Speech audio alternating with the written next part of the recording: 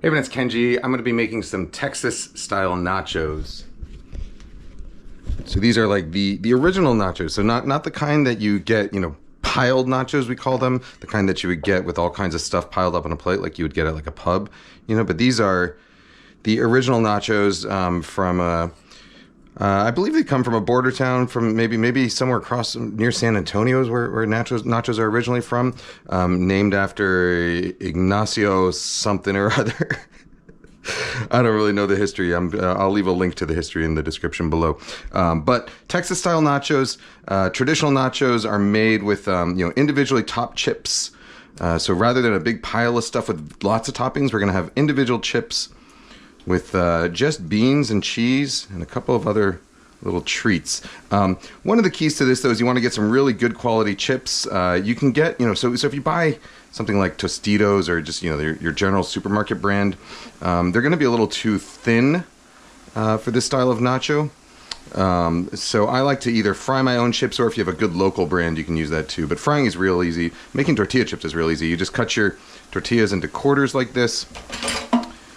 And you don't even really need to take the temperature of your oil for making tortilla chips. I have it's probably around 300 degrees or so. But what we're looking for really is for the chips to cook until they're basically not bubbling anymore. All that bubbling that's going on, that is water evaporating from within the chips, moisture evaporating. So once all that moisture is evaporated, you know that your chips are going to end up crispy. All right, so we're going to start them on one side. They're going to curl a little bit, and then we can flip them over, cook the second side. This is just canola oil. Any kind of neutral oil will do. So, canola, peanut, vegetable oil, corn oil, rice bran oil. The burner's set to around medium, and I had that oil kind of preheating a little bit. But honestly, you could put the chips in when the oil's cold and bring it up to temperature, and it'll still work. Tortilla chips are real forgiving as far as, oil temperature goes.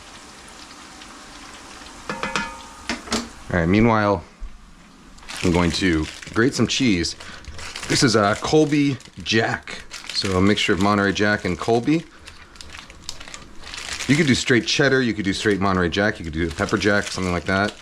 Queso Chihuahua. And any good sort of melting cheese is what you're looking for.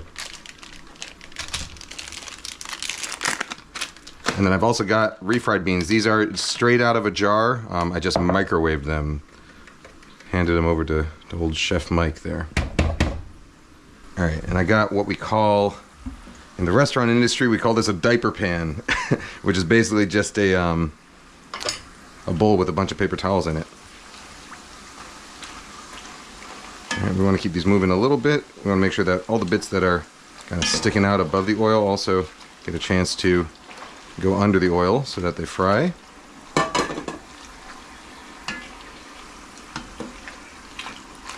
Frying is really just like, like an efficient way to eliminate moisture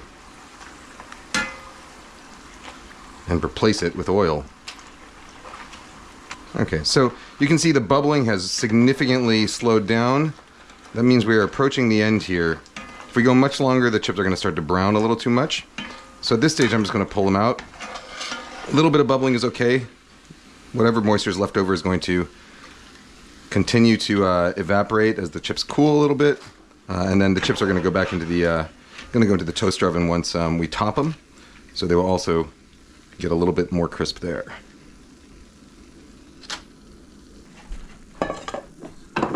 Season them with salt while they're still hot. All right. I'm just going to do one little tray of these in the toaster oven. So this might not look like a lot of chips, especially if you're used to sort of your nachos being a real big pile of stuff. However, these are kind of heartier than your typical nacho, or than your big pile of nachos, because each one gets significant amount of sort of beans and cheese. Let's see how many we can fit on here. We'll do a little 8-seater maybe. Let's see if we can Tetris 8 pieces onto here.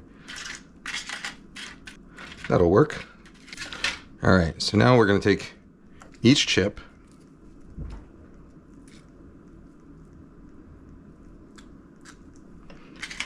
Probably about 2 teaspoons of these beans. If you have a TGI Fridays in your neighborhood,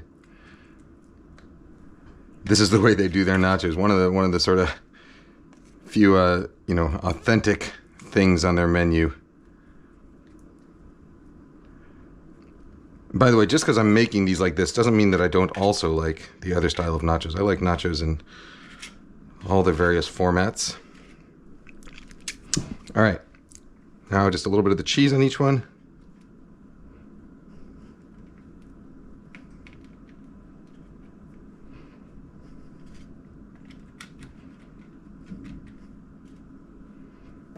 And finally, a little pickled jalapeno on each one. You can use pickled or fresh. Don't matter too much. Well, it does matter. It makes a difference. One of them tastes pickled, the other tastes fresh. I prefer the taste of pickled jalapenos. I think it really cuts through the richness of those beans and cheese nicely. You know, so nachos like this don't have what my friend Dan Pashman would call heterogeneity. That is, they're all going to be the same. Each bite's going to be the same. Nobody has to fight about anything. All right, into the toaster.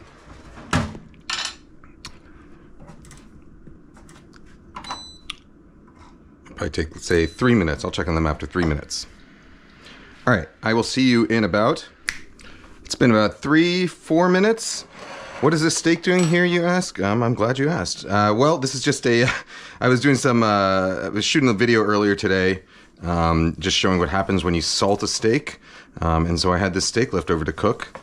And I figured I would put some of it on my nachos. This is a ribeye, prime, dry aged, grass fed. Let's put a little slice on each one. All right, nachos, let's see how you're doing. Woo! Looking good.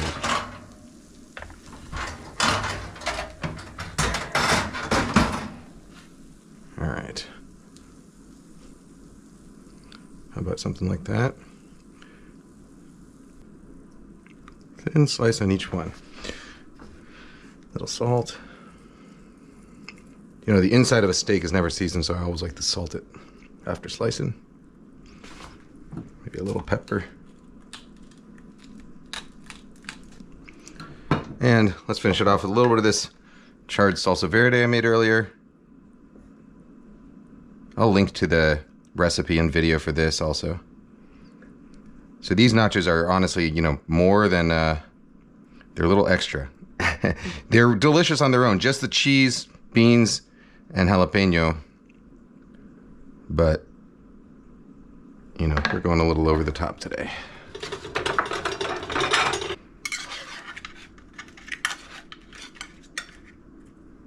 Let's get them onto a plate.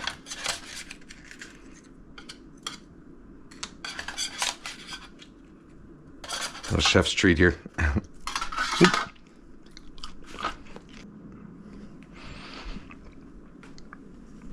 All right.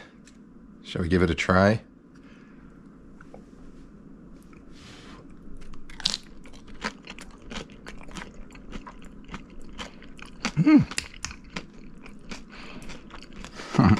Love me a good nacho. Chen, you want a little piece of steak? Here, you can have some of the spinalis, the good part. Here you go, bud. Good dog. All right, guys, gals, non-binary pals. Texas style, traditional nachos. I'm sorry, guys, gals, non-binary pals, and four-legged friends. Texas style nachos. See you later.